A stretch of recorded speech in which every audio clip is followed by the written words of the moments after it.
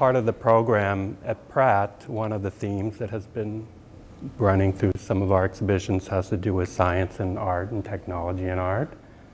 So that got me thinking, well, what would make an interesting show? What are people thinking about? And I thought of the topic initially robots, or robotic works, and I think I was thinking a little more broadly of art and design.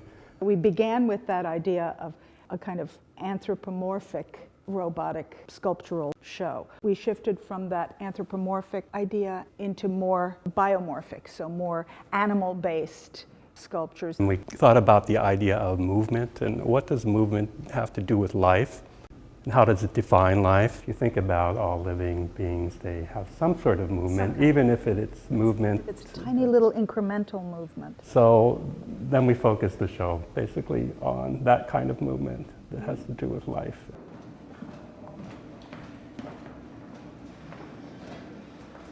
They're all connected. It's like a daisy chain of sensors and motors. This one controls this one controls this one, and so on and so on. Some of the artists have a kind of trickster attitude. They are teasing in the work itself. For example, Schulke's work, that spider surveillance camera creature up in the corner, is both uncanny and kind of creepy, and also very humorous. I think that this work of Salazar's is also amusing. She is playing. Of course it'll never tie. Of course it'll never succeed. I was thinking organic movement and inorganic movement.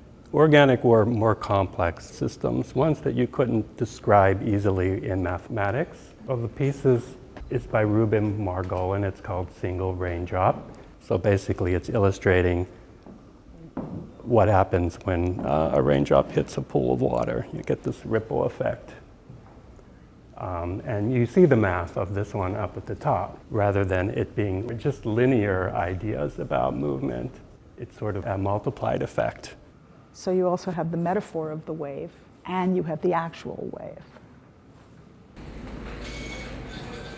Alan Rath selected the feathers not only because of the organic quality of them, but because they actually are super strong. They have great tensile strength.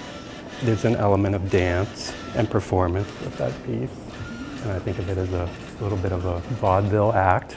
The piece is programmed to perform numerous cycles of movement. Sometimes it seems like it's relating to the spectator because you can't really perceive the cycles. There's too many of them. He's an engineer to start with. He's really down at the tiniest hardware level. If you look at some of the pieces, his name is even etched on some of the hardware. Because he makes it. Because he makes it. He's got a sense of humor. He definitely that's for sure. has a sense of humor. Chico McMurtry's work, too, fits right in there. These inflatable architecture that he's created, he really equates that to the human body and the way that our muscles move. They're some sort of abstracted combination of muscle and bone. And then he brings different kind of metaphors to the work. A lot of his work is really about body and how the body relates and how the body moves in relationship to and with technology.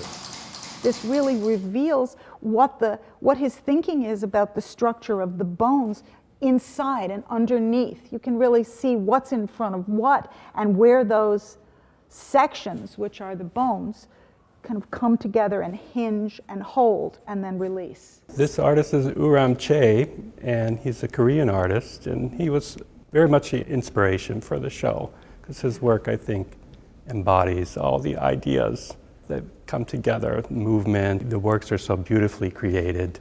The mechanics of them are exposed in a way that you can sort of start to put together how they work. He's created these fantasy worlds, and we've represented in drawing and video and tried to give people an understanding of his processes. His more recent pieces almost look like jewelry. Some of them are more like sea creatures. When you see them moving, they look like live creatures. It's sort of pulsated like breathing. A little science fiction horror in them as well.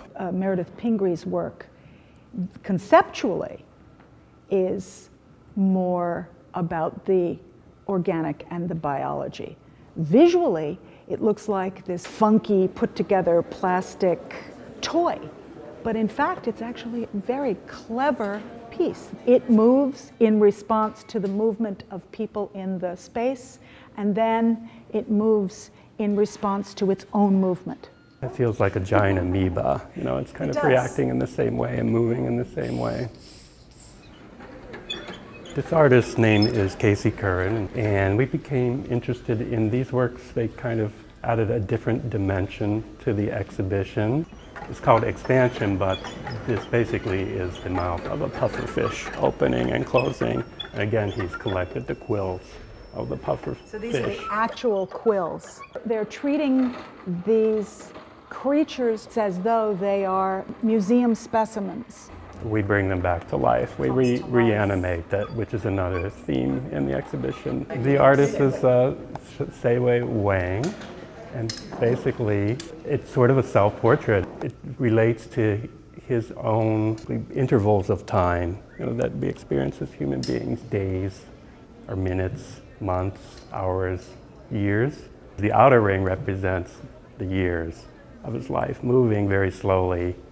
And when you see the gap on the ring reaches the top, the ring will fall. And he's kind of calculated what his lifespan will be. So that one is kinetic also, but a slow movement. This is almost like a wall in a child's room. In a formal way, they're related to Calder. Or about these capacitors, which he's very carefully coated in this enamel, and then they become the form of the sculpture.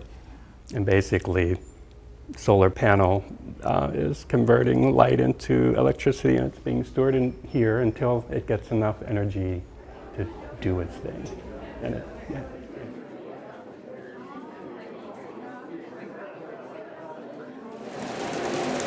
So this work is by an artist named Zamoon. He's Swiss, and this is the only piece in the show where sound is the main component. It takes movement to a different level. The machine is both making sound or music, and it's also mark making. So it's a machine as artist, as creator. Being that they're kinetic works, the viewer has to spend time with them for them to unfold. Yeah. They're time-based sculptures.